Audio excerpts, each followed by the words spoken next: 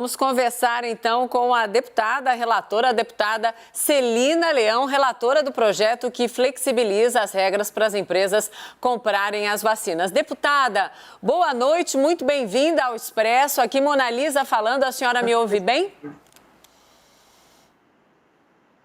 Te escuto bem, Mona Lisa. Boa noite. Prazer estar com vocês. Prazer é todo nosso. Na largada da entrevista, eu e o Caio Junqueira. Deputada, tenho certeza que a senhora ouviu aí o nosso Chico Prado, bravo repórter que está ali cobrindo tudo. O Chico acabou de trazer uma manifestação da oposição, dizendo que esse projeto pode atrapalhar o Plano Nacional de Imunização.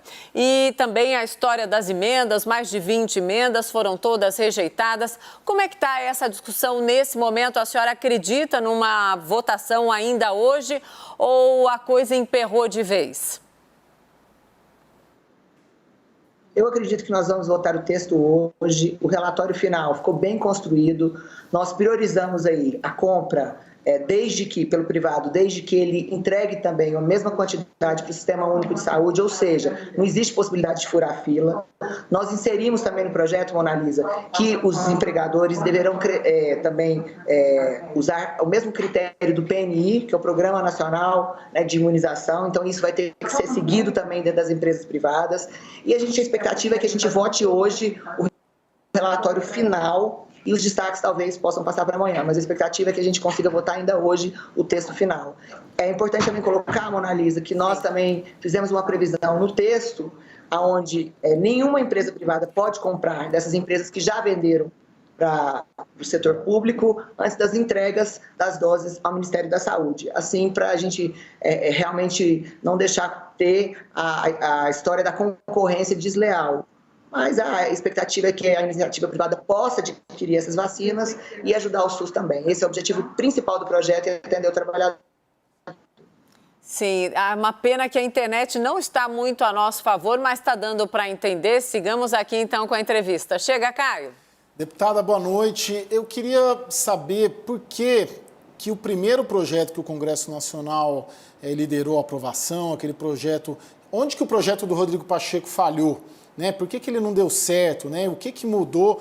Para quem nos assiste, até para a gente também que cobre o assunto, quais as principais diferenças do primeiro projeto, né, liderado pelo senador Rodrigo Pacheco, que aparentemente não deu certo, para esse projeto que a Câmara dos Deputados agora caminha para aprovar a partir do relatório da senhora? Por gentileza.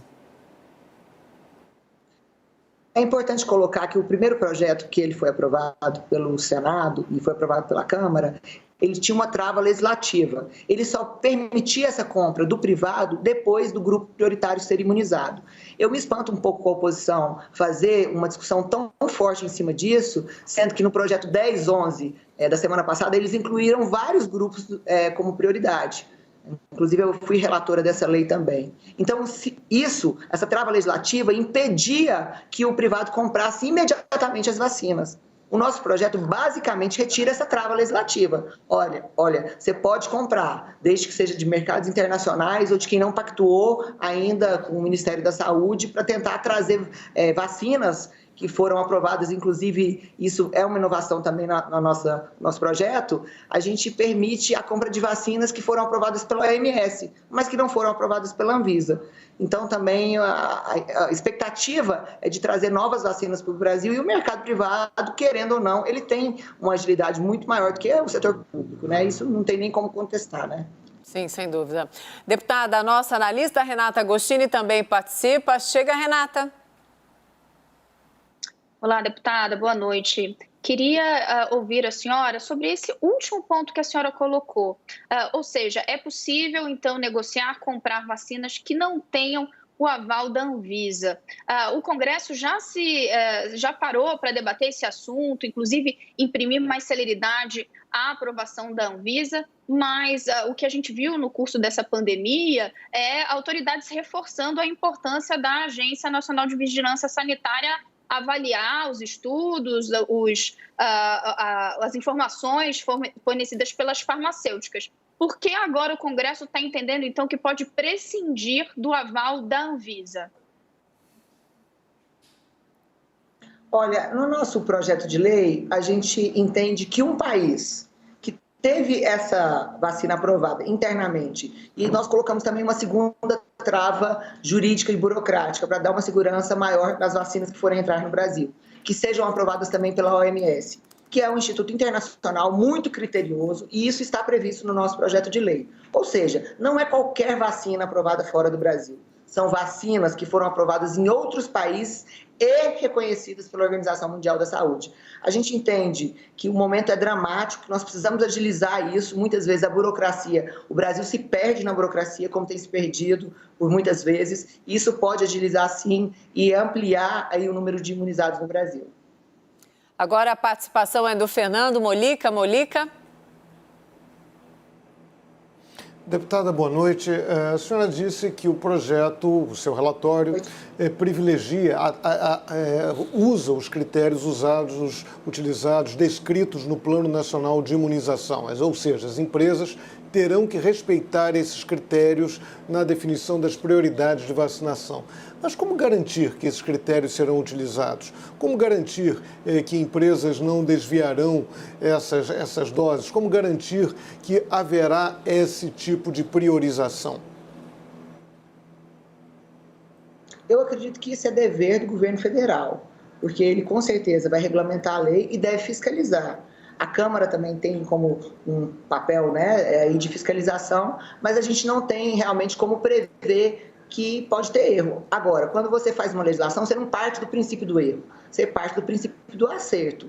Mas nós colocamos essa preocupação legislativa e colocamos no texto que qualquer tipo de crime pode ter a sanção civil, que nós colocamos multa, né, aí no projeto de lei, e colocamos também a possibilidade das sanções penais também, para que as pessoas entendam que esse projeto não é um projeto comercial, a distribuição é gratuita e voluntária dos empresários, tem um duplo custo aí para o empresariado e tem um foco específico que é o trabalhador. Mas a gente não pode partir do princípio da exceção em nenhum projeto legislativo, mas sim do princípio da correção. Sim, deputada, a senhora modificou, né, então, o relatório ali para ficar confiante na aprovação que a senhora diz que pode acontecer hoje, com a votação dos destaques amanhã. Foi retirado, então, aquele item, o artigo que possibilitava imunizar os familiares dos empregados.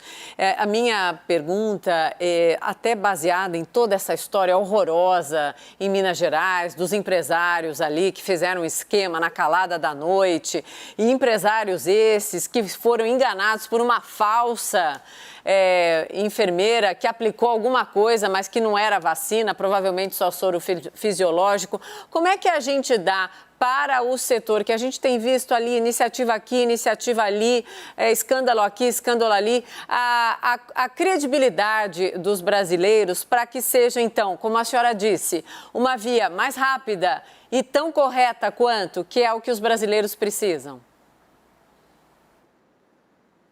Olha, eu acredito que no projeto de lei a gente fez uma previsão das empresas contratarem, né, empresas especializadas em compras de vacina. Casos como esse de Minas Gerais aconteceu porque o Brasil não permitia uma compra disciplinada por empresas sérias e que vão ter que fazer uma manutenção e uma vigilância pelo governo. É o tipo contrabando, né? Contrabandearam porque não tinha uma compra legalizada. Se você tiver uma compra legalizada com empresas que são sérias, pactuadas, que são respeitadas no mercado, eu acho que esse tipo de situação não vai ocorrer, ou a pessoa não vai querer comprar do mercado informal, do mercado que não tem nenhuma credibilidade. E nós permitimos isso no texto, quando a gente coloca que a empresa pode pactuar com empresas que têm essa expertise de mercado para fazer essa compra, né, e para fazer essa entrega. Então, eu tenho certeza que nenhuma empresa vai comprar de qualquer jeito ou vai comprar sem essa credibilidade, porque ela está colocando em risco a saúde dos seus funcionários. Caio? Deputada, ontem pela manhã, ainda quando a gente conversou pelo telefone, a senhora me disse que tinha um debate no Congresso, na Câmara, sobre entidades de classe, né, poderem também comprar. Isso acabou saindo, salvo engano, desse texto final? Deve vir em algum novo PL? Em que pé que está essa possibilidade? Olha só, a discussão disso é uma boa pergunta, Caio, porque a discussão disso foi até um pouco polêmica agora no final da tarde. Nós inserimos as associações e cooperativas, desde que elas também comprem, doem gratuitamente e também doem para o SUS. Os mesmos critérios do projeto. A polêmica no final do dia, que eu fiz até um apelo no plenário, é que tem alguns destaques que querem permitir que as associações comprem a vacina e possam descontar ou dos seus associados ou vender para os seus associados. Se eu permitisse isso no projeto, aí a gente estaria, sim, botando um projeto comercial. E é esse apelo que eu fiz ao plenário, né, da retirada do destaque de um colega, por entender que, apesar do apelo, né, ser de uma entidade renomada no Brasil, esse viés poderia também prejudicar o projeto como um todo, né? Então, nós não acatamos a emenda e pedimos uma atenção especial em cima desse destaque, porque aí seria, sim, a comercialização imediata das vacinas, o que não é o objetivo do projeto. Tá certo, deputada Celina Leão. Muito obrigada, deputada. A senhora fez aí uma pausa para conversar conosco, mas sim, o assunto é muito importante. Venha mais, uma boa noite e a gente, claro, continua atualizando. Obrigada. Muito obrigada também a Renata, ao Molica e ao Caio Junqueira. O Caio que foi lá, conseguiu a entrevista mesmo aí com a sessão acontecendo, as discussões também na expectativa então da deputada. A votação deve acontecer hoje do relatório, mas os destaques então amanhã.